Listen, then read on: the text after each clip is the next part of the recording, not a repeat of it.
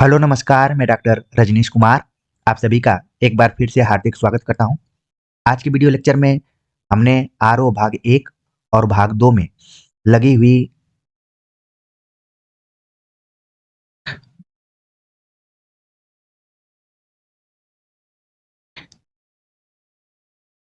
Hello नमस्कार, मैं doctor Rajneesh Kumar आप सभी का एक बार फिर से हार्दिक स्वागत करता हूं।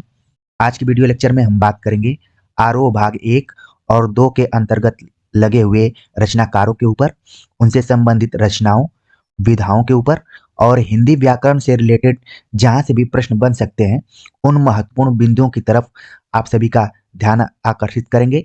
और ये वीडियो लेक्चर दोनों पुस्तकों को ध्यान में रखते हुए लेखक परिचय के तौर पर आप देख सकते हैं, और इसको चलते चलते भी आप देख सकते हैं।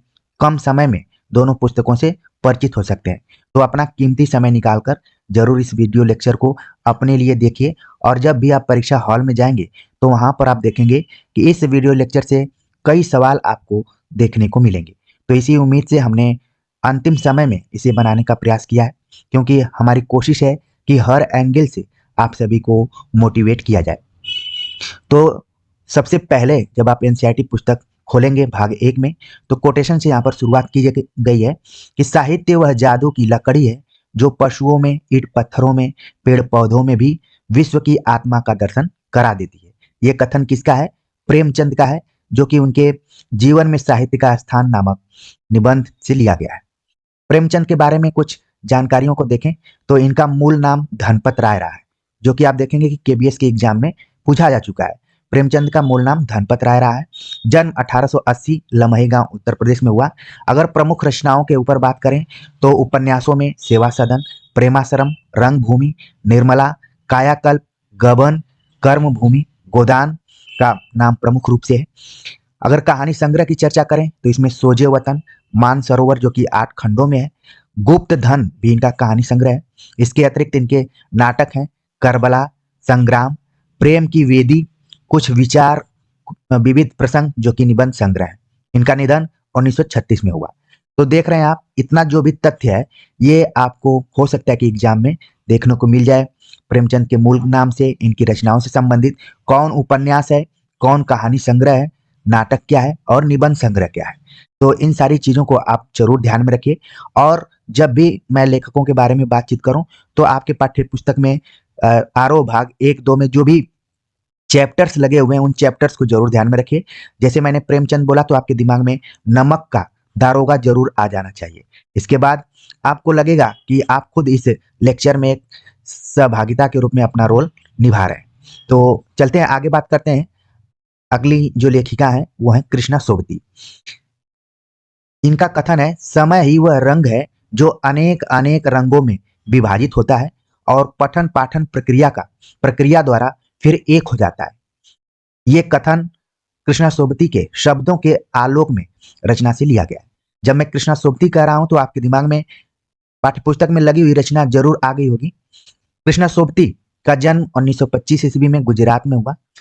इनकी प्रमुख रचनाओं के बारे में बात करें तो उपन्यास के अंतर्गत जिंदगी नामा, दिलो दानिश, ए लड़की, समय सरगम का नाम प्रमुख रूप से लिया जा सकता है। कहानी संग्रह में बात करें तो डार से बिछुड़ी, मित्रों मरजानी, बादलों के घेरे, सूरजमुखी अंधेरे के कहानी संग्रह है। शब्द चित्र या संस्मरण की बात करें तो हम हशमत, शब्दों के आलोक में, ये इनके 2 शब्द चित्र और संस्मरण है। प्रमुख सम्मानों की बात करें तो साहित्य अकादमी सम्मान, हिंदी अकादमी का शलाका सम्मान, साहित्य अकादमी की 72 सदस्यता सहित अनेक राष्ट्रीय पुरस्कार इनको मिले हैं। इनका निधन 2019 में हुआ। साथ में इनको ज्ञानपीठ पुरस्कार भी मिल चुका है। ठीक है, तो ये किताब अपडेटेड नहीं है तो इसको भी आप ध्यान में रख सकते हैं। कृष्णा सोबती का कौन सा चैप्टर आपके पाठ्य पुस्तक में है वो भी आपके दिमाग में आ गया होगा। यहीं से सवाल बनेंगे, कहानी संग्रह क्या है, उपन्यास क्या है, शब्द चित्र या संस्मरण क्या है। इन्हीं में से ऑप्शंस इधर उधर करके आपकी परीक्षा में आएंगे। आगे बात करते हैं, अगले जो लेखक हैं सत्यजीत राय। सत्यजीत राय जैसे मैंने बोला आपके दिमाग में आ गया होगा चैप्टर का नाम।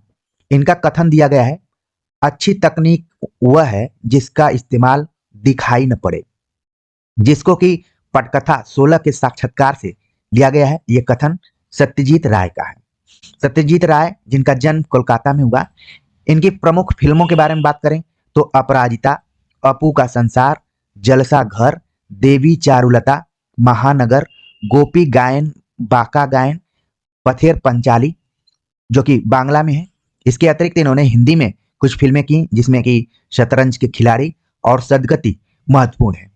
तो उम्मीद है कि बांग्ला फिल्मों को आप ध्यान में रखेंगे और हिंदी फिल्मों को ध्यान में रखेंगे अलग अलग दृष्टिकोण से।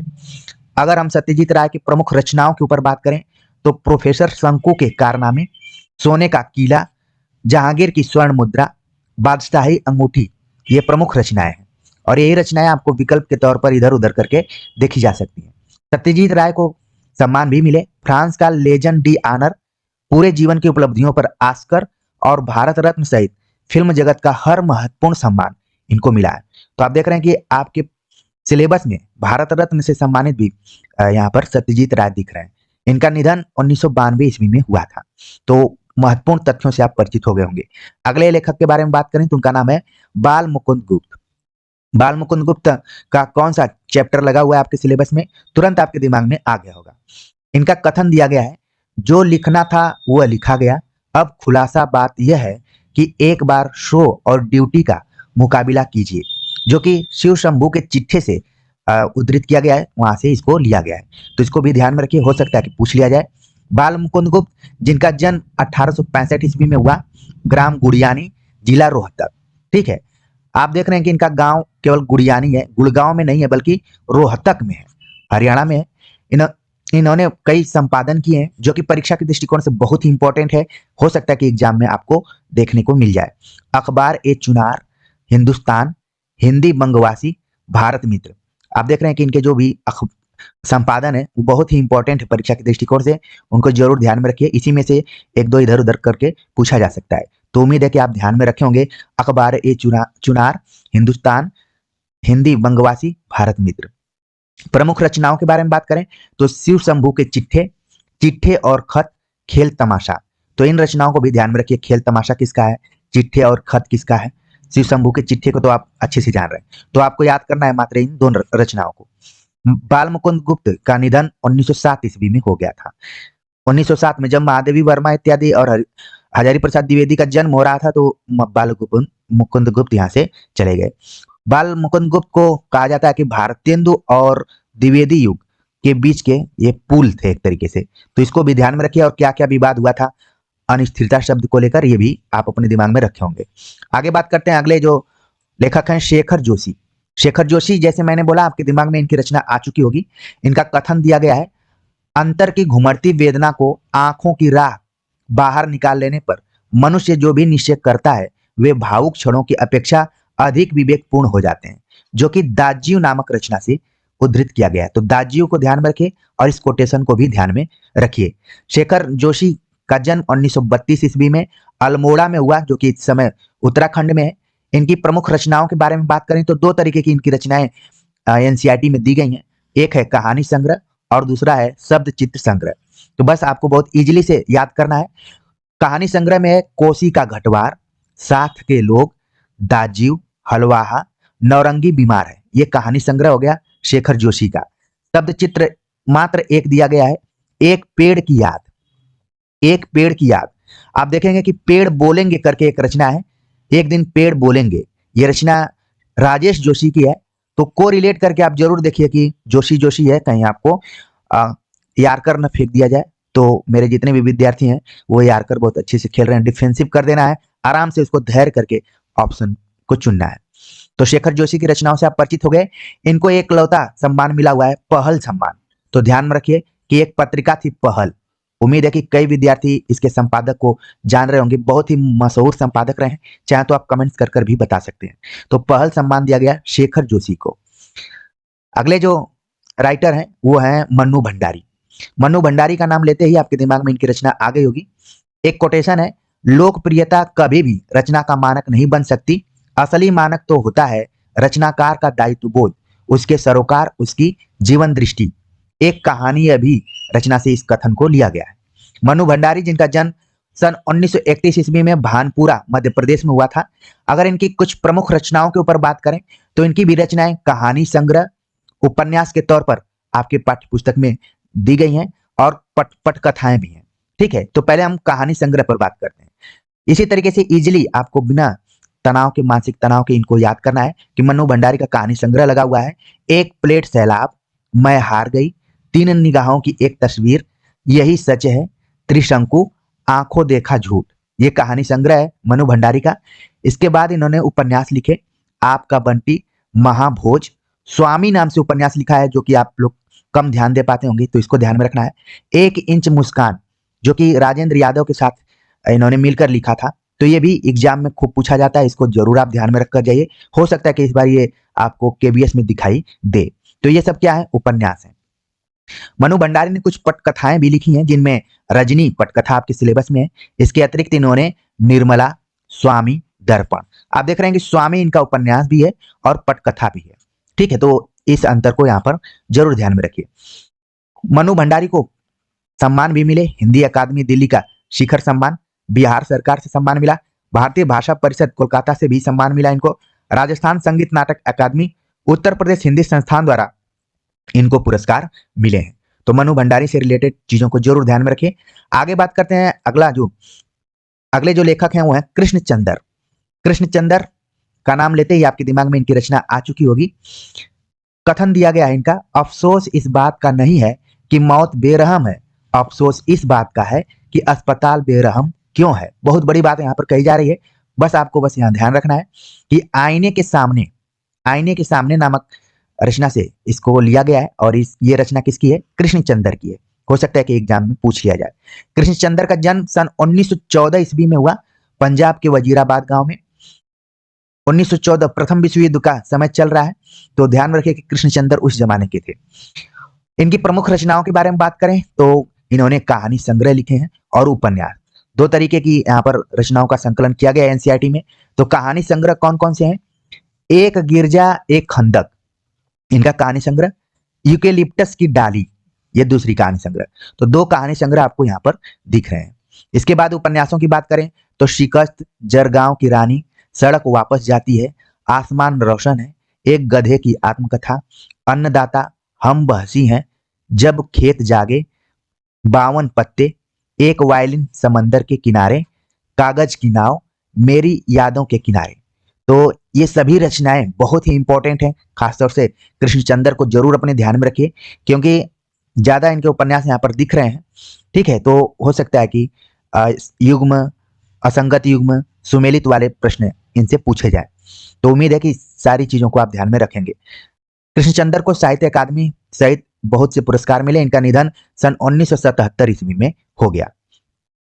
अगले लेखक के बारे में बात करें तो वो बल्कि कवि हैं, कबीर के जन्म और मृत्यु के बारे में किंवदंतियां हैं, आप जानते हैं।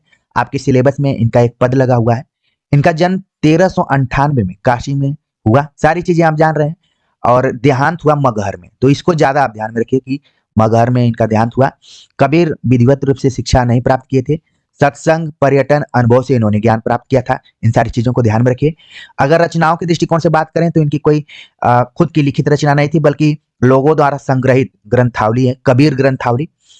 फिर कबीर पंथ से संग्रह निकला बीजक, तो इसको ध्यान में रखिए। जहां जहां मैं अंडरलाइन कर रहा हूं उनको बिल्कुल ध्यान में रखिए। गुरु ग्रंथ साहब में भी इनके कुछ पद संकलित किए गए। तो ये था कबीर के संदर्भ में। हो सकता है कि एग्जाम में यहाँ से सवाल बन जाए।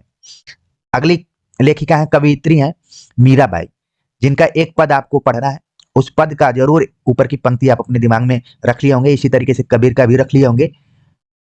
मीराबाई मीराबाई की पदावली परशुराम चतुर्वेदी ने लिखा है।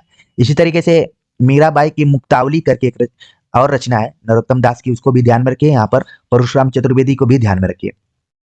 घायल की गत घायल जाड़े, येड़ो अगठा संजोय, जौहर की गत जौहरी जाड़े, क्या जाड़िया जिड़ खोए। तो मीराबाई जिन पर की राजस्थानी का भी प्रभाव है, तो आप कोटेशन को देखते हुए ही आपके दिमाग में आ गया होगा। इनका जन्म 1498 ईस्वी में हुआ था। कई जगह इसको लेकर बहुत विवाद है, कई जगह 1516 भी बताया जाता है, लेकिन एनसीईआरटी में 1498 है। तो परीक्षा के लिए इसको जरूर आप 1498 ही ध्यान में रखिए। कुड़की गांव मारवाड़ रियासत में हुआ। इनकी प्रमुख रचनाओं के बारे में बात करें तो मीरा पदावली, नरसी जी रो माहेरो, इस रचना को जरूर ध्यान में रखिए। मीरा पदावली तो आप पकड़ लेंगे, नरसी जी रो माहेरो नाम की रचना है मीराबाई की। इनका निधन 1546 ईस्वी में हो गया। अगले जो कवि हैं वो हैं भवानी प्रसाद मिश्र। भवानी प्रसाद मिश्र की कौन सी रचना आपके पाठ्यक्रम में लगी हुई है, आपके दिमाग में आ गई होगी? भवानी प्रसाद मिश्र चैप्टर शुरू होता है एक कोटेशन से, कुछ लिख के सो कुछ पढ़ के सो तू, जिस जगह जागा सवेरे उस जगह से बढ़ के सो। ये आप लोगों के लिए पंक्ति समर्पित है। ये भवानी प्रसाद मिश्र रचनावली से ली गई है। अगर भवानी प्रसाद मिश्र के बारे में बात करें तो इनका जन्म 1913 में हुआ। टिगरिया गांव होशंगाबाद मध्य प्रदेश की थी। इनकी प्रमुख रचनाओं के बारे में बात करें तो सतपुड़ा के जंगल, सन्नाटा, गीत फरोश, चकित है दुख, बुनी हुई रस्सी, खुशबू के शिलालेख, अनाम तुम आते हो, इदम नमम आदि प्रमुख इनकी रचनाएं। भवानी प्रसाद मिश्र को प्रमुख सम्मान भी मिले, साहित्य अकादमी, मध्य प्रदेश शासन का शिखर सम्मान, दिल्ली प्रशासन का गालिब पुरस्कार एवं पद्मश्री से भी अलंकृत किया गया। इनका निधन 1985 ईस्वी में हो गया। और भवानी प्रसाद मिश्र जो कि सप्तक से जुड़े हुए हैं, आपके दिमाग में आ रहा होगा कि ये किस सप्तक से थे, और मैं बताऊंगा नहीं, आपके दिमाग में खुद ये सेट है। जैसे ही परीक्षा हॉल में आप जाएंगे खुद बताना शुरू कर देंगे। इनको साहित्य अकादमी किस पे मिला हुआ था ये भी आपके दिमाग में होगा। सही जवाब है, मैंने तीर लगा दिया, बुनी हुई रस्सी। तो इस तरीके से अपने को खुद एक्टिव करते हुए तथ्यों को जोड़कर रखिए। मैंने कोशिश की है कि एक जगह तथ्यों को कलेक्ट कर लिया जाए। अगले जो लेखक हैं, कवि हैं, उनका नाम है दुष्यंत कुमार। तो दुष्यंत कुमार का क्या लगा हुआ है आपके सिलेबस में, वो आपके दिमाग में आने लगा होगा। साये में धूप इनकी प्रमुख गजल संग्रह है। मेरे सीने में नहीं तो तेरे सीने में सही, हो कहीं भी आग लेकिन आग जलनी चाहिए। हो सकता है कोटेशन परीक्षा में देखने को मिल जाए। तो साये में धूप से लिया गया है। दुष्यंत कुमार के बारे में बात करें तो सन 1933 में इनका जन्म हुआ राजपुर नवादा गांव उत्तर प्रदेश में। इनकी प्रमुख रचनाएं हैं सूर्य का स्वागत, आवाजों के घेरे, साये में धूप, जलते हुए वन का वसंत, ये काव्य है। तो इसको ध्यान में रखिए कि दुष्यंत कुमार ने काव्य, गीति नाट्य और उपन्यास, 3 तरीके की रचनाएं आपके सिलेबस में इनकी लगी हुई हैं। तो काव्य के बारे में मैंने बात कर लिया। और आप जब देख रहे हैं कि किसी भी रचनाकार की 4 से अधिक रचनाएं हैं तो ये मानकर चलिए कि सुमेलित और असंगत युग्म, असत्य इत्यादि में ये पूछा जा सकता है कि कौन है कौन नहीं है। ठीक है। गीति नाट्य के बारे में बात करें तो एक कंठ विस्पाई इनकी रचना है, गीति नाट्य है। उपन्यास में छोटे छोटे सवाल, आंगन में एक वृक्ष और दोहरी जिंदगी इनका उपन्यास है। तो ध्यान में रखिए, ये हो सकता है एग्जाम में आपको देखने को मिल जाए। दुष्यंत कुमार का निधन सन 1975 ईस्वी में हो गया। आगे बात करते हैं, अगले जो कवि हैं वो हैं त्रिलोचन। त्रिलोचन का नाम आपके दिमाग में आते ही चैप्टर का नाम आ गया होगा चंपा। आगे मैं नहीं बताऊंगा, आपके दिमाग में आ गया होगा, क्योंकि आपको मैं मजबूत करना चाहता हूं, इसलिए नहीं बताना चाहता हूं। कोटेशन से शुरुआत होती है कि कविताएं रहेंगी तो सपने भी रहेंगे, जीने के लिए सपने सभी को आश्वासन देते हैं, भंवर में झकोरे खाती नाव को जैसे तैसे उबार लेते हैं, कविताएं सपनों के संगी जीवन के साथ हैं, कभी कभी पांव हैं कभी कभी हाथ हैं। ये एक तरीके से आप सभी को भी प्रेरित करने के लिए है कि इस तनाव भरे समय में आप लोग इस वीडियो लेक्चर को देख रहे हैं और मोटिवेट हो रहे हैं, आप लोगों को हम उबारने की कोशिश कर रहे हैं। तो ये पंक्तियां जो हैं वो त्रिलोचन की हैं, मेरा घर नामक कविता से। त्रिलोचन के बारे में बात करें तो इनसे सवाल जो पूछा जाता है, इनके मूल नाम को लेकर सवाल पूछ लिया जाता है कि इनका मूल नाम क्या है त्रिलोचन का। वासुदेव सिंह। इनका जन्म 1917 चिरानी पट्टी सुल्तानपुर में हुआ। इनकी प्रमुख रचनाओं के बारे में बात करें तो मुख्य रूप से एनसीईआरटी में आप देखेंगे तो काव्य संग्रह इनके हैं, गद्य में कुछ रचनाएं हैं। ठीक है। तो काव्य में बात करते हैं तो धरती, गुलाब और बुलबुल, दिगंत, ताप के ताए हुए दिन, शब्द उस जनपद का कवि हूं, अर्घान, तुम्हें सौंपता हूं, चैती, अमोला, मेरा घर, जीवन की कला, ये सभी त्रिलोचन की प्रमुख काव्य रचनाएं हैं। ठीक है। अगर गद्य के बारे में बात करें तो देश काल, रोज नामचा, काव्य और अर्थबोध, मुक्तिबोध की कविताएं, ये सब इनके गद्य हैं। हिंदी के अनेक कोशों के निर्माण में भी त्रिलोचन का महत्वपूर्ण योगदान रहा है। यहाँ पर आप देख रहे हैं कि इनको साहित्य अकादमी पुरस्कार मिला था, तो आपके दिमाग में आने लगा होगा कि ये साहित्य अकादमी पुरस्कार आखिरकार किस रचना पर इनको मिला था। ताप के ताए हुए दिन पर ये मिला हुआ था। ये काव्य है। बाकी अन्य काव्यों से आप अच्छे से परिचित हो गए होंगे, अपने दिमाग में रख लिए होंगे। खासतौर से धरती पूछ लिया जाता है, उस जनपद का कवि, बुलबुल, गुलाब और बुलबुल, दिगंत। ठीक है। साहित्य अकादमी जिस पर मिला था वो भी पूछ लिया जाता है। अर्घान ठीक है, अर्घान भी कई बार पूछा गया है, अमोला। तो सभी इंपॉर्टेंट है, किसी को छोड़ना इस समय खतरे से खाली नहीं है, इसलिए जरूर ध्यान में रखिए। छोटी सी रचना चैती आप देख रहे हैं, ये भी किसका है? त्रिलोचन का है। इसके बाद रोज नामचा जरूर ध्यान में रखिए, त्रिलोचन का गद्य है। ठीक है, मुक्तिबोध की कविताएं भी त्रिलोचन ने लिखा। साहित्य अकादमी मिला, शला का सम्मान इनको मिला, गांधी पुरस्कार भी मिला। तो इन सारी चीजों को ध्यान में रखिए। अगली जो कवियत्री हैं वो अक्क महादेवी हैं। अक्क महादेवी के दो पदों को आप सभी को पढ़ना है, तो इन दो पदों को जरूर ध्यान में रखिए कि कौन कौन से हैं। शिला पर चली शिला हुई चूर, गिरी पर चली तो गिरी में पड़ी दरार। वचन सौरभ नामक काव्य संग्रह से लिया गया है। अक्क महादेवी जैसा कि नाम से ही लग रहा है कि ये उत्तर भारत की नहीं है, दक्षिण भारत की हैं। तो 12वीं सदी कर्नाटक के उडतरी गांव जिला शिवमोगा में इनका जन्म हुआ। इनकी प्रमुख रचनाओं के बारे में बात करें तो हिंदी में वचन सौरभ नाम से इनकी रचना आई। अंग्रेजी में इसको स्पीकिंग ऑफ शिवा नाम से जाना जाता है। तो इसको आप ध्यान में रखिए, अक्क महादेवी को, जो कि कर्नाटक की। हो सकता है कि इतना ही सवाल पूछ ले जाए, कहाँ से हैं? कर्नाटक के हैं, तो इनको जरूर ध्यान में रखिए। अगले जो कवि हैं वो है पाश। पाश के चैप्टर की शुरुआत होती है एक कथन से कि भारत मेरे सम्मान का सबसे महान शब्द है। भारत मेरे सम्मान का सबसे महान शब्द, जहां कहीं भी प्रयोग किया जाए बाकी सभी शब्द अर्थहीन हो जाते हैं। तो वर्तमान समय के दृष्टिकोण से बहुत ही इंपॉर्टेंट एक कोटेशन है। पूछा जा सकता है कि ये किसका है, तो आपके दिमाग में आ गया होगा कि पाश द्वारा लिखा गया है। और ये संग्रह है बीच का रास्ता नहीं होता। ये भी एग्जाम में पूछा जा सकता है कि किसका है, बीच का रास्ता नहीं होता, यह है पाश का। पाश का भी कुछ वैसा ही रोल है जैसा त्रिलोचन का है, उनके भी मूल नाम से सवाल आते हैं। यहाँ भी पाश का मूल नाम क्या है? अवतार सिंह संधू। तो इसको ध्यान में रखिए। इनका जन्म 1950 में हुआ। तलवंडी सलेम गांव जिला जालंधर से इनका रिलेशन रहा है। प्रमुख रचनाओं के बारे में बात करें तो पंजाबी रचनाएं और कुछ हिंदी में अनुदित रचनाएं इनकी हैं। पंजाबी में कौन कौन से हैं? लव कथा, उड़दे उड़दे बाजा मगर, सांडे समिया बीच, लड़ेंगे साथी, ये पंजाबी में है। और हिंदी अनुवाद किया गया बीच का रास्ता नहीं होता, लहू है कि तब भी गाता है, ये हिंदी अनुवाद किया गया है। पाश का निधन सन 1988 ईस्वी में हो गया। तो इन रचनाओं को बिल्कुल ध्यान में रखिए और पाश आपके दिमाग में आ जाने चाहिए कि मूल रूप से पंजाबी कवि रहे हैं।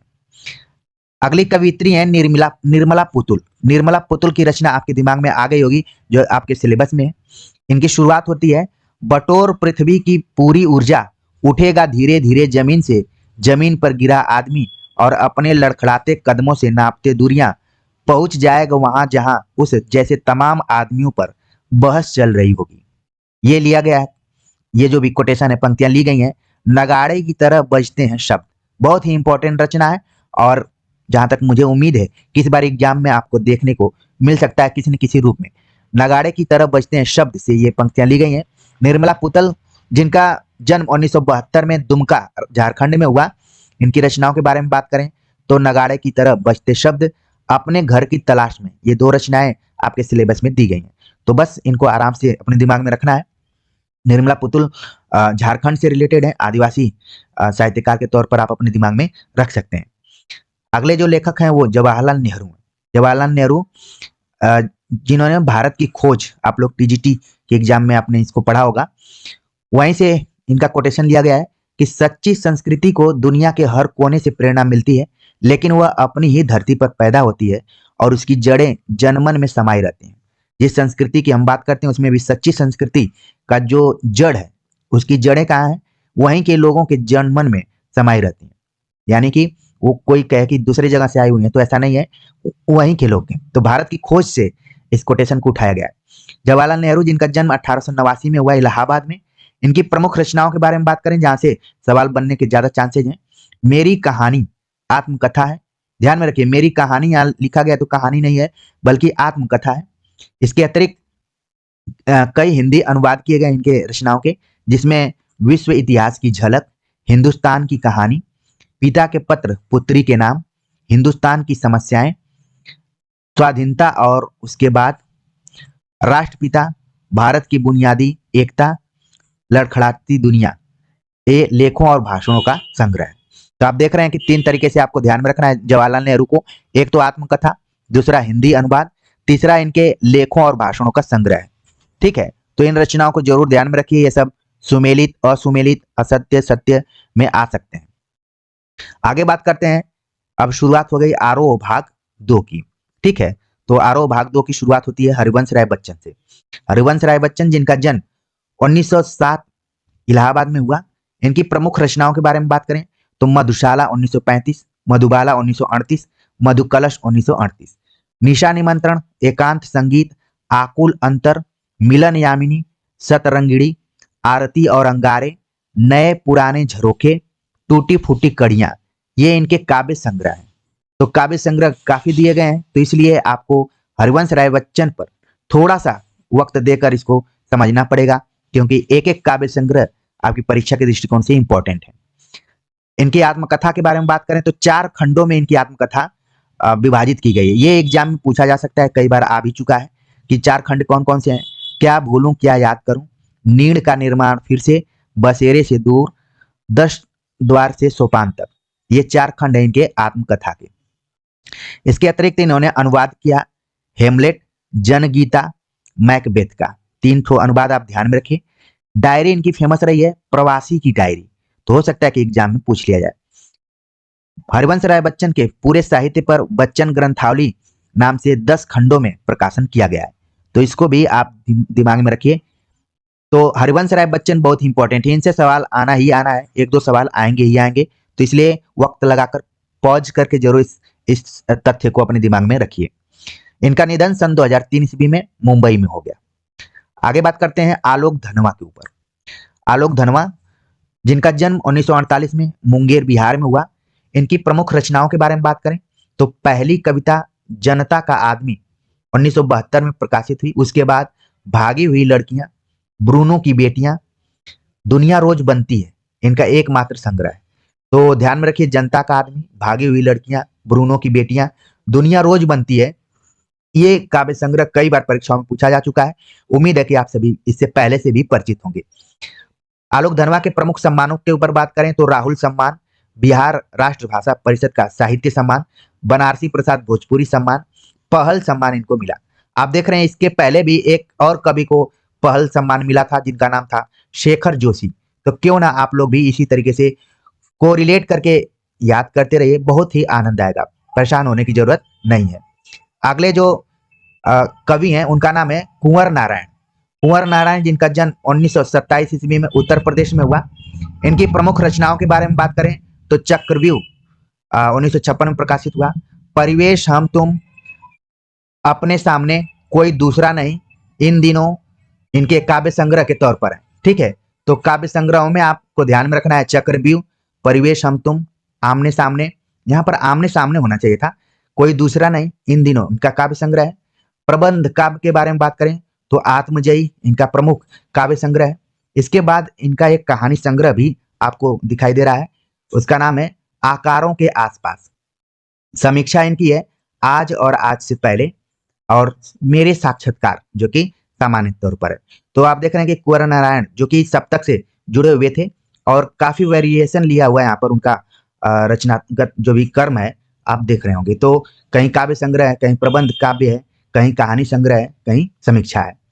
इनको भी पुरस्कार मिले, साहित्य अकादमी पुरस्कार, कुमारन आशान पुरस्कार, व्यास सम्मान, प्रेमचंद पुरस्कार, लोहिया सम्मान, कबीर सम्मान और ज्ञानपीठ पुरस्कार मिले। तो कुंवर नारायण बहुत ही इंपॉर्टेंट है, इनसे सवाल आना ही आना है, इसलिए आप ध्यान से इनको पढ़कर जाइए। आगे बात करते हैं, अगले जो कवि हैं उनका नाम है रघुवीर सहाय। रघुवीर सहाय जिनका जन्म लखनऊ में हुआ 1929 में। इनकी प्रमुख रचनाओं के ऊपर बात करें तो अज्ञेय द्वारा संपादित दूसरा सप्तक में इनकी आरंभिक कविताएं शामिल की गई। इसके अतिरिक्त इनके जो महत्वपूर्ण काव्य संकलन है सीढ़ियों पर धूप में, आत्महत्या के विरुद्ध, हंसो हंसो जल्दी हंसो, ये इनके काव्य संकलन है। तो उम्मीद है कि आप इन काव्य संकलनों को पहले से भी जानते रहे होंगे, अभी भी याद करके रखेंगे। यहाँ पर बता दिया गया कि दूसरा सप्तक से रिलेटेड है। पत्रकारिता में भी इन्होंने काम किया, जिसमें कि ऑल इंडिया रेडियो में के हिंदी समाचार विभाग से जुड़े रहे।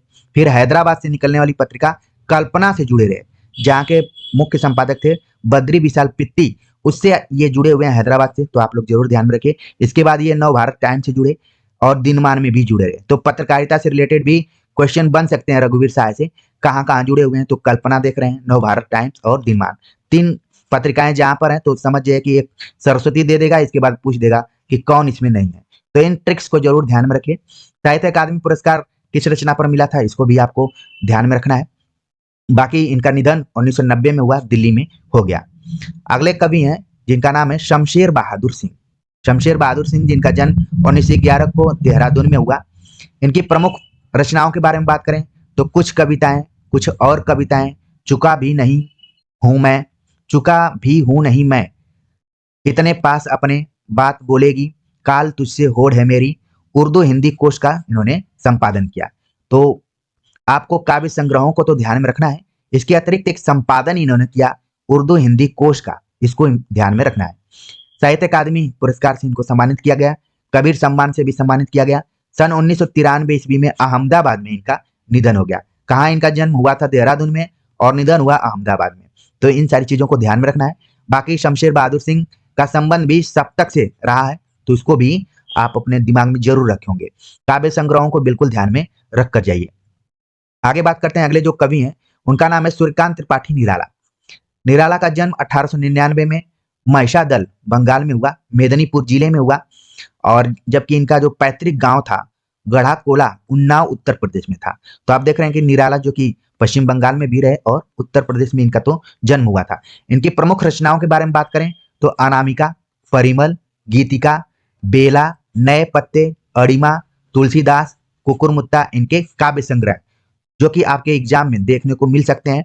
तो बिल्कुल इनको अपने दिमाग में रखिए। वैसे तो निराला की कई रचनाएं आप पढ़े होंगे, लेकिन जो यहाँ पर दी गई हैं वो ज्यादा जरूरी है। गद्य में इनकी कुछ रचनाएं हैं जिसमें कि चतुरी चमार, प्रभावती, बिल्लेसुर बकरिया, चोटी की पकड़, काले कारनामे, 8 खंडों में निराला रचनावली प्रकाशित की गई है। इसके अतिरिक्त निराला से रिलेटेड जो भी सवाल बन सकते हैं वो पत्रिकाओं से सवाल बन सकते हैं कि इन्होंने किन किन पत्रिकाओं का संपादन किया। तो पहला है समन्वय, दूसरा है मतवाला। तो जरूर ध्यान रखिए समन्वय को और मतवाला को, हो सकता है एग्जाम में आ जाए। निराला का निधन सन 1961 ईस्वी में इलाहाबाद में हो गया। तो आप देख रहे हैं कि निराला की जो भी जीवन यात्रा रही है या फिर रचना यात्रा रही है उससे आप परिचित हो गए होंगे। आपके दिमाग में आ रहा होगा कि राम की शक्ति पूजा और सरोज स्मृति तो नहीं दिया है, तो कोई बात नहीं, जो यहाँ पर दिया है उसको जरूर ध्यान में रखिए क्योंकि ये कल के एग्जाम के लिए काफी इंपॉर्टेंट है। आगे बात करते हैं, अगले जो कवि हैं गोस्वामी तुलसीदास। इनको आपको कुछ विशेष तौर पर यहाँ पर ध्यान में रखना है, यहाँ से व्याकरण से सवाल पूछे जा सकते हैं। इनकी रचना जो लगी हुई है आप देख रहे हैं कि एक तो कवितावली लगी है, कवितावली लगी जो है वो है उत्तरकांड से यहाँ पर लिया गया है उसको, ठीक है। और उसमें 2 कवित्त हैं, आपके एग्जाम के दृष्टिकोण से बहुत ही इंपॉर्टेंट है, और एक सवैया है। तो ध्यान में रखिए कि आपके पाठ्य पुस्तक आरोह भाग 2 में तुलसीदास के कितने कवित्त लगे हैं, तो 2 लगे हैं और सवैया 1 लगी है। दूसरी कविता लगी हुई इनके जो वो है लक्ष्मण मूर्छा और राम का विलाप, जिसमें कि दोहा लगा है और सोरठा लगा है। तो एक तरीके से आपको अपने दिमाग में परीक्षा से पहले रख के जाना पड़ेगा कि कवित्त क्या है, सवैया क्या है, दोहा क्या है और सोरठा क्या है, क्योंकि ये तुलसीदास का इकलौता जो यहाँ पर चैप्टर लगा हुआ है, इसमें इन छंदों को जरूर आप ध्यान में रखकर जाइए क्योंकि यहाँ से सवाल आने ही आने हैं, ठीक है। तो उम्मीद है कि कवितावली और लक्ष्मण मूर्छा और राम का विलाप में कौन कौन से छंद लगे हैं अपने दिमाग में आप रख लिए होंगे। गोस्वामी तुलसीदास का जन्म 1532 बादा में हुआ, जो कि राजापुर गांव में माना जाता है। इनकी प्रमुख रचनाओं के बारे में बात करें तो रामचंद्र शुक्ल ने तो 12 रचनाओं की चर्चा की है, लेकिन यहाँ पर जो भी रचनाएं हैं रामचरितमानस, विनय पत्रिका, गीतावली, श्री कृष्ण गीतावली, दोहावली, कवितावली, रामाज्ञा प्रश्न, ये प्रमुख रचनाएं यहाँ पर लगी हुई हैं। परीक्षा के दृष्टिकोण से श्री कृष्ण गीतावली को जरूर ध्यान में रखकर जाइए, कई बार ये गुगली देने के चक्कर में पूछ लिया जाता है। तो ये भी तुलसीदास की रचना है। इनका निधन 1623 ईस्वी में काशी में हो गया था। अगले जो कवि हैं उनका नाम है फिराक गोरखपुरी। फिराक गोरखपुरी जिनकी रुबाइयां आप सभी को पढ़नी है। रुबाइयां क्या होती हैं, आपके दिमाग में ये सवाल आ गया होगा। तो ये उर्दू व फारसी का छंद है, जैसे हिंदी में दोहा सोरठा है, वैसे ही रुबाइयां उर्दू और फारसी का छंद है। इसमें 4 पंक्तियां होती हैं, आपको ध्यान में रखना है कि रुबाइयां में 4 पंक्तियां होती हैं। पहली, दूसरी और चौथी पंक्ति तुक पर आधारित होती है जिसे काफिया कहा जाता है, और तीसरी पंक्ति क्या होती है, स्वच्छंद होती है। तो आप देख रहे हैं कि रुबाइयां में भी 4 पंक्तियां तो होती हैं, लेकिन उसमें 3 पंक्तियां अलग होती हैं, मतलब पहली, दूसरी और चौथी में तुक का प्रयोग किया जाता है, तीसरी पंक्ति स्वच्छंद होती है। रघुबीर फिराक गोरखपुरी का भी मूल नाम कई बार पूछ लिया जाता है, तो इनका नाम है रघुपति सहाय फिराक। ठीक है, तो इसको ध्यान में रखिए, हो सकता है कि एग्जाम में आ जाए कि फिराक गोरखपुरी का मूल नाम क्या है? रघुपति सहाय फिराक। इनका जन्म 1896 ईस्वी में गोरखपुर में हुआ, इसीलिए गोरखपुरी हो गया। शिक्षा रामकृष्ण की कहानियों से इनकी शुरुआत होती है। अरबी, फारसी और अंग्रेजी में अध्ययन करते हैं। फिर ये डिप्टी कलेक्टरी के पद पर चयनित हो जाते हैं। बहुत ही इंपॉर्टेंट यहाँ पर फैक्ट्स है। अभी तक जितने भी लेखकों को पढ़े आप, डिप्टी कलेक्टर के पद पर बहुत कम लेखकों को हमने देखा, बल्कि न के बराबर ही देखा। स्वराज आंदोलन से ये भी जुड़ गया और अपने पद से त्याग दे दिया। तो पूछा जा सकता है, क्योंकि पद से त्याग पत्र देने वालों का एक जिक्र में प्रेमचंद का नाम लिया जाता है, जिन्होंने की त्याग पत्र दे दिया था। वैसे ही फिराक गोरखपुरी का भी हो गया। 1920 में स्वाधीनता आंदोलन में इन्होंने हिस्सेदारी की और 1.5 वर्ष तक जेल में रहे। इलाहाबाद विश्वविद्यालय के अंग्रेजी विभाग में ये अध्यापक रहे। तो ये अंग्रेजी के प्रोफेसर थे, इस चीज को आपको ध्यान में रखना है। और हिंदी में हमें पढ़ना पड़ रहा है इनको। कुछ सम्मानों के बारे में बात करें तो इनको सम्मान दिए गए। गुले नगमा के लिए साहित्य अकादमी और ज्ञानपीठ पुरस्कार दिया गया इनको। Soviet land award, Nehru award भी दिया गया। महत्वपूर्ण कृतियां जो कि आपकी परीक्षा के दृष्टिकोण से बहुत ही इंपॉर्टेंट है: गुले नगमा, बजमे जिंदगी, रंगे शायरी, उर्दू गजल गोई, ये इनकी प्रमुख कृतियां। तो गुले नगमा को जरूर ध्यान में रखें, बजमे जिंदगी को भी।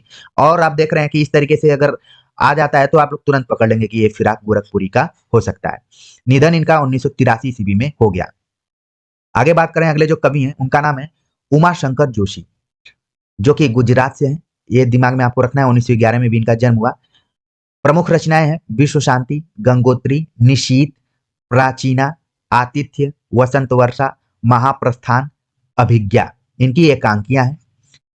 सपना भारा, शहीद कहानी है। श्रावणी श्रावणी मेड़ो, बिसामो इनके उपन्यास हैं। पारकांजड़िया इनका निबंध है। गोष्ठी गोष्ठी उघाड़ी बारी, क्लांत कवि, महारा सानेट, स्वप्न प्रयाण संपादन है। तो आप देखिए, एग्जाम में जो भी रचना बहुत कठिन शब्दावली में लिखी गई हो, ये मानकर चलिए कि वो उमा शंकर जोशी की रचना हो सकती है। ठीक है, उमा शंकर में कंपटीशन में आ जाएंगे राजेश जोशी और शेखर जोशी, लेकिन उमा शंकर की रचनाओं को जरूर ध्यान में रखिए। जैसे महाप्रस्थान पूछा जा चुका है, विसामो कई बार पूछा गया है। तो आप देख रहे हैं कि उमा शंकर जोशी ने एकांकी लिखा, इसके बाद कहानी लिखा, फिर उपन्यास लिखा है, फिर संपादन इन्होंने किया कुछ का, ठीक है, जिसमें कि गोष्ठी, उघाड़ी बारी, क्लांत कवि, महारा सानेट इनके संपादन रहे, यानी कि ये पत्रिकाओं का जिक्र किया गया है। निबंध में पारकांजड़िया एक निबंध लिखा। इसके अतिरिक्त सन 1947 से सांस्कृतिक पत्रिका का इन्होंने संपादन किया। तो ये ज्यादा इंपॉर्टेंट है, संस्कृति को ध्यान में रखिए और अन्य जो यहाँ पर पत्र पत्रिकाओं का नाम दिया गया है उनको भी ध्यान में रखिए। इनका निधन सन 1988 ईस्वी में हो गया। आगे बात करते हैं गद्य के ऊपर, तो महादेवी वर्मा, इन पर हमने बहुत बात किया है, फिर भी जल्दी से हम बात कर लेते हैं कि जन्म 1907 में हुआ फर्रुखाबाद में। इनकी प्रमुख रचनाओं के बारे में बात करें तो काव्य संग्रह में दीपशिखा यामा आपको ध्यान में रखना है, और निबंध संग्रह में श्रृंखला की कड़ियां, आपदा, संकल्पिता, भारतीय संस्कृति के स्वर, संस्मरण रेखा चित्र में अतीत के चलचित्र, स्मृति की रेखाएं, पथ के साथी, मेरा परिवार इनके संस्मरण और रेखा चित्र रहे हैं। इनको पुरस्कार दिया गया ज्ञानपीठ पुरस्कार, जो कि यामा संग्रह के लिए दिया गया। उत्तर प्रदेश हिंदी संस्थान द्वारा भारत भारती पुरस्कार 1956 में दिया गया। 1987 में इनका निधन इलाहाबाद में हो गया। तो महादेवी वर्मा के बारे में आप सब बहुत अच्छे से जानते होंगे, परीक्षा में किसी भी तरीके का प्रश्न आएगा तुरंत आप लोग कर लेंगे। अगले जो लेखक हैं उनका नाम है जैनेन्द्र कुमार। जैनेन्द्र कुमार का जो भी चैप्टर लगा हुआ है वो सब आपके दिमाग में आना चाहिए। जितने भी लेखक लगे हैं सबके चैप्टर्स आपके दिमाग में जरूर आने चाहिए। जैनेन्द्र कुमार, जिनका जन्म 1905 में अलीगढ़ उत्तर प्रदेश में हुआ। इनकी प्रमुख रचनाओं के बारे में बात करें तो उपन्यास के अंतर्गत परख, अनाम स्वामी, सुनीता, त्यागपत्र, कल्याणी, जयवर्धन, मुक्तिबोध इनके उपन्यास हैं। आप देख रहे हैं यहाँ पर स्वामी लगा हुआ है, तो इसी तरीके से मन्नू भंडारी ने भी एक रचना लिखी हुई थी। उम्मीद है कि आप सभी ध्यान में रख लिए होंगे। कहानी संग्रहों के बारे में बात करें तो वातायन, एक रात, दो चिड़िया, फांसी, नीलम देश की राजकन्या, पाजेब इनके कहानी संग्रह हैं। विचार प्रधान निबंध संग्रह भी हैं इनके। प्रस्तुत प्रश्न, जड़ की बात, पूर्वोदय, साहित्य का श्रेय और प्रेय, सोच विचार, समय और हम। सोच विचार काफी बार एग्जाम में आ चुका है, तो ध्यान में रखिए। इनका विचार प्रधान निबंध संग्रह कई बार परीक्षाओं में पूछा जाता रहा है। प्रमुख पुरस्कारों के बारे में बात करें तो साहित्य अकादमी पुरस्कार इनको दिया गया, भारत भारती सम्मान भी दिया गया, पद्म भूषण से भी सम्मानित हुए, और सन 1990 ईस्वी में इनका निधन हो गया। प्रेमचंद से इनकी काफी घनिष्ठता रही और पत्राचार भी खूब हुआ है। आगे बात करते हैं, अगले जो लेखक हैं उनका नाम है धर्मवीर भारती, जिनका जन्म 1926 इलाहाबाद में हुआ। इनकी प्रमुख रचनाओं के बारे में बात करें तो कनुप्रिया, सात गीत वर्ष, ठंडा लोहा इनकी कविता संग्रह है। एग्जाम में केबीएस में पूछा गया था कि कौन सा कविता संग्रह ये धर्मवीर भारती का नहीं है, तो आपको ध्यान में रखना है कि कनुप्रिया, सात गीत वर्ष, ठंडा लोहा देखिए काव्य संग्रह में दिया गया है, तो बिल्कुल ध्यान में रखिए। इसके बाद कहानी संग्रह यहाँ पर है बंद गली का आखिरी मकान, इकलौता कहानी संग्रह आप देख रहे हैं, इसको बिल्कुल ध्यान में रखिए कि ये धर्मवीर भारती का है। उपन्यास दिए गए हैं सूरज का सातवां घोड़ा, गुनाहों का देवता। इसके अतिरिक्त गीति नाट्य पर भी इन्होंने काम किया है, अंधायुग जो कि काफी फेमस है, आप लोगों ने पढ़ा होगा गीति नाट्य। निबंध संग्रह इनके हैं पश्यंती, कहानी, अनकहानी, मानव मूल्य और साहित्य, ठेले पर हिमालय इनके प्रमुख निबंध संग्रह हैं। तो आपको धर्मवीर भारती को भी थोड़ा सा वक्त देकर पढ़कर जाना पड़ेगा, क्योंकि यहाँ से सवाल आने ही आने हैं, क्योंकि इनके भी रचनाओं में भी विविधता है, कहानी संग्रह है, उपन्यास है, निबंध संग्रह है, गीति नाट्य है, सबको ध्यान में रखकर जाना है। प्रमुख सम्मान इनको मिले पद्मश्री, व्यास सम्मान, साहित्य के कई राष्ट्रीय अंतरराष्ट्रीय पुरस्कार मिले। सन 1997 में इनका निधन हो गया। अगले जो लेखक हैं उनका नाम है फरीश्वर नाथ रेणु, जिनका जन्म 4 मार्च 1921 औराई हिंगना जिला पूर्णिया में हुआ, जो कि बिहार में है। इनकी प्रमुख रचनाओं के बारे में बात करें तो उपन्यास के अंतर्गत मैला आंचल, परती पर कथा, दीर्घतपा, जुलूस, कितने चौराहे इनके प्रमुख उपन्यास हैं। कहानी संग्रह की चर्चा करें तो ठुमरी, अगिनखोर, आदिम रात्रि की महक, एक श्रावणी दोपहर की धूप इनके कहानी संग्रह हैं। इसके बाद हम बात करें संस्मरण रिपोर्टाज की, तो ऋण जल धन जल को रिपोर्टाज में भी रखा जाता है, हालांकि इस किताब में संस्मरण में रखा गया है, तो ध्यान में रखिए। अगर अगर विकल्प में संस्मरण नहीं रहता है तो रिपोर्टाज जरूर लगा कर आइए।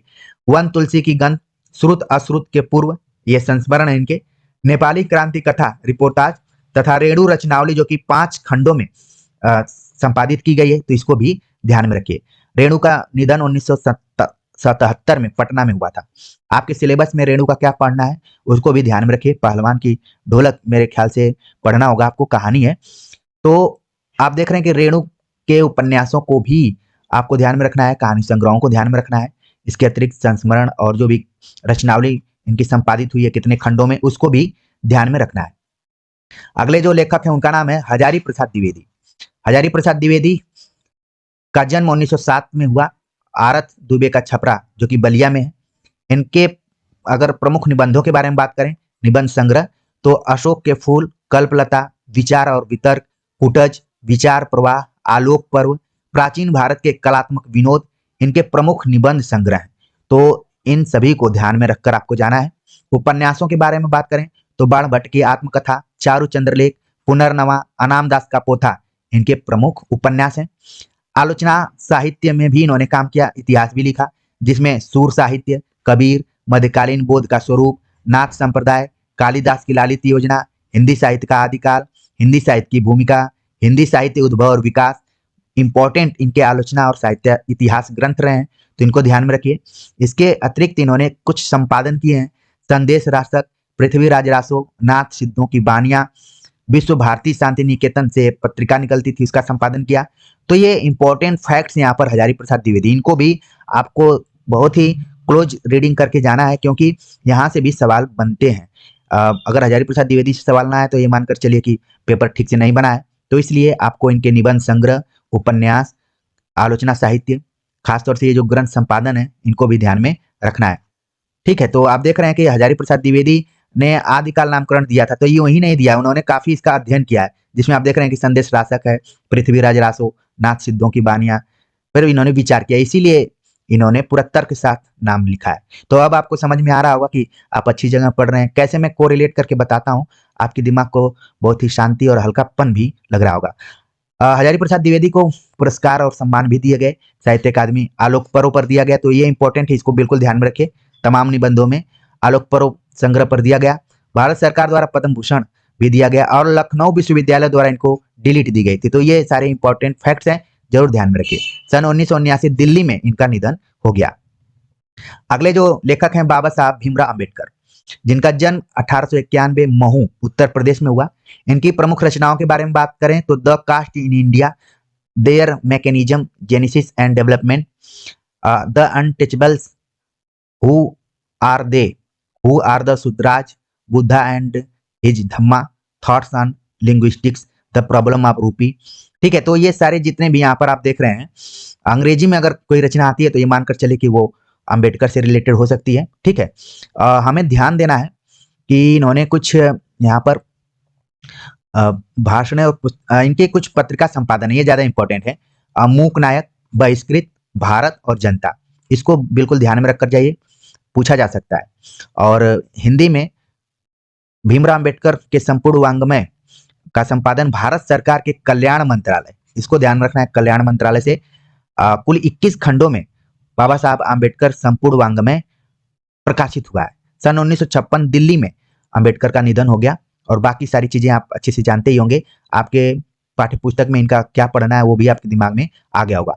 तो हमने कोशिश की कि कम समय में पूरे 31 लेखकों के बारे में आपसे बातचीत कर ली जाए, उनसे उनके रचनाओं से संबंधित और अन्य जो भी इंपॉर्टेंट फैक्ट्स हैं उससे परिचित कराया जाए। तो उम्मीद है कि आप सभी को अच्छा लगा होगा। इसी मनोबल के साथ एग्जाम में जाइए, और यहाँ से लगभग 31 सवाल तो आने ही आने हैं।